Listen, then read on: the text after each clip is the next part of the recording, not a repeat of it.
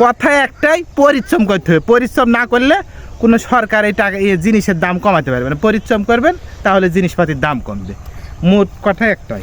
আসসালামু আলাইকুম ভিউয়ার্স, আশা করি ভালো আছেন। আমি আজকে আপনাদেরকে একটি নতুন বিষয় নিয়ে উপস্থাপনা করতে যাচ্ছি। আজকে দেখাতে চলেছি আপনার খেসারি চাষ করা হয়েছে। এই খেসারি গাছগুলো দেখুন মানে পরিপক্ক না হওয়ার আগেই উঠাচ্ছে, সেই বিষয়ে আজকে আপনাদেরকে জানাবো।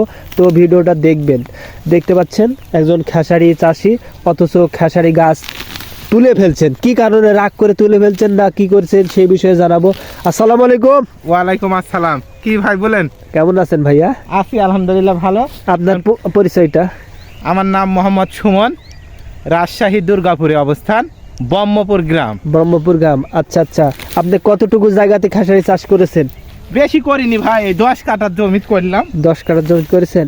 আপনি এই খেসারি গাছগুলো মানে কাঁচা থাকতে কেন উপড়াচ্ছেন? ফল টল না আসতেই তুলে ফেলাচ্ছেন কেন? এটা ধান লাগাবো বোরা মৌসুম। বুড়ো মৌসুমে ধান লাগাবেন সেই জন্য? হ্যাঁ হ্যাঁ।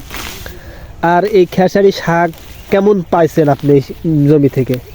ভাই ঘটনা হচ্ছে বললেন হিসাব পাতি কোনো নাই না, এখন ফেলা থাকছে কিছু আমার পাওয়া ভালো, ওই জন্য পড়া থাকলে তোরে আপনি টাকা দিবেন না, ঠিক আছে?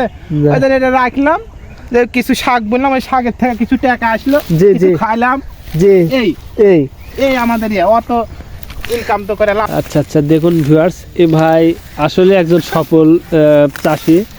এর আগে আমি একটি ভিডিও করেছিলাম, খেসারি অনেক চাষ করে। ভাইয়া আপনি তো এর আগে 3-4 বিঘা খেসারি করছেন, কিন্তু এই বছরটা আপনি 10 কাঠা করছেন কেন?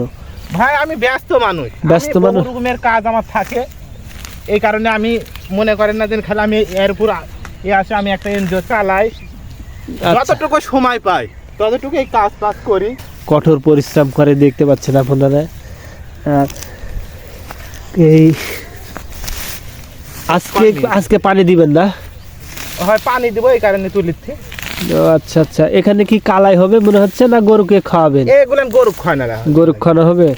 তাহলে তো দেখা যাচ্ছে আপনার গরুকেও খাবার হচ্ছে, আবার মনে করেন যে কিছু টাকাও বাড়তি পেলেন। এইটি তো আপনার অনেক উপকার মনে করছেন। হ্যাঁ, ওই ফেলা থোয়ারতে কথা একটাই, জি, ওই ফেলা থোয়ারতে কিছু টাকা পাওয়া ভালো, জানি কিছু খাইলাম, আবার কিছু বিক্রি হলো, মানে বাকিটা গরু। একটা আঞ্চলিক একটা প্রবাদ আছে, নাই মামার সাথে কানা মামা অনেক ভালো। হ্যাঁ হ্যাঁ, ওইটাই কথা মনে করে। আচ্ছা, কয়টা গরু আছে আপনার? আমার গরু ভাই নাই, একটা গরু আছে।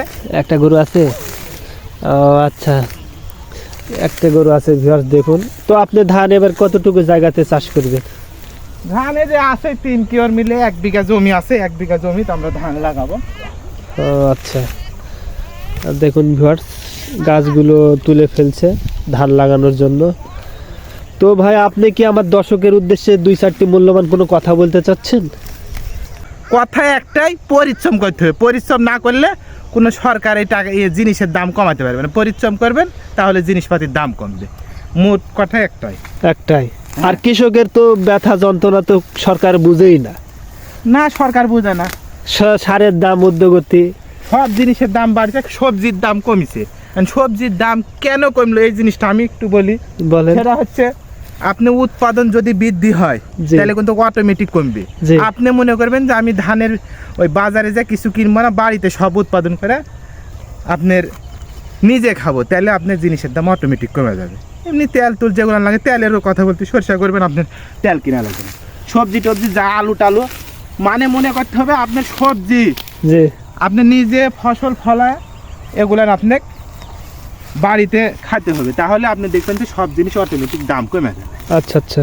এই জন্যে আমি ওই বাজারে খুব কম কিনে নিজেই উৎপাদন করি, করে ওই ওটা খাই, বাজারে কিনা লাগে। বাজারে খুব কম জিনিসপাতি কেনার চেষ্টা করেন? হ্যাঁ হ্যাঁ, মানে নিজে শাকসবজি ফলানোর চেষ্টা করেন? নিজে শাকসবজি ফলে আমি বাজার খুব কম করি। আচ্ছা আচ্ছা, লাগবে সেটা করি। আচ্ছা আচ্ছা, বুঝছেন? জি জি জি, এটাই হচ্ছে মূল কথা। আচ্ছা আচ্ছা। তো ধন্যবাদ ভাইয়া, আপনি অনেক মূল্যবান আমাকে সময় দিয়েছেন। আপনি অনেক কাজের মধ্যে আছেন। আচ্ছা ঠিক আছে, আপনাকেও ধন্যবাদ।